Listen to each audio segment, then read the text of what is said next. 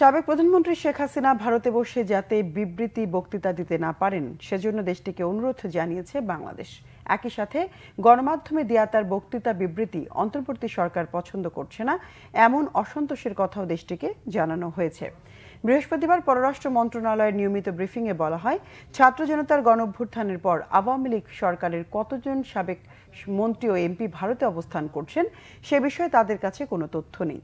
সুইজারল্যান্ডের জেনেভায় আইন উপদেষ্টা ডক্টর আসিফ নজরুলকে হেনস্থার ঘটনায় সেখানকার বাংলাদেশ মিশনের শ্রম কাউন্সিলর মোহাম্মদ কামরুল ইসলামকে স্ট্যান্ড রিলিজ করেছে সরকার। একই সাথে মিশনে স্থায়ীভাবে নিয়োগ দেয়া এক কর্মচারীকে চাকরি থেকে অব্যাহতি দেওয়া হয়েছে। পররাষ্ট্র মন্ত্রণালয়ের মুখপাত্র তৌফিক হাসান জানান, ভারতের ভিসা না পাওয়ায় তৃতীয় দেশের ভিসা প্রার্থীরা দিল্লির পরিবর্তে এখন থেকে ভিয়েতনাম এবং পাকিস্তান থেকে ভিসা গ্রহণ করতে পারবেন। পররাষ্ট্র মন্ত্রণালয় একাধিকবার বাংলাদেশে নিযুক্ত যে ভারতীয় হাই কমিশনার এবং ভারত সরকারকে এটি জানিয়েছে।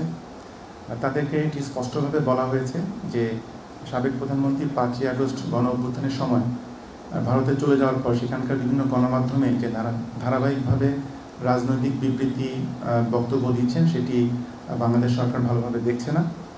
এই ব্যাপারে সরকারের তীব্র অসন্তুষ্টি প্রকাশের পাশাপাশি সাবেক প্রধানমন্ত্রীকে এ ধরনের বক্তব্য বিবৃতি প্রদান থেকে বিরত রাখার জন্য কিন্তু ভারত সরকারকে আহ্বান জানানো হয়েছে এবং একই সাথে এটি বলা হয়েছে যে আমাদের দুদেশের মধ্যকার যে ঐতিহাসিক সম্পর্ক, পারস্পরিক শ্রদ্ধাবোধ, এটির জন্য আসলে এই ধরনের বক্তব্য প্রদান থেকে তাকে বিরত রাখাটা খুবই জরুরি।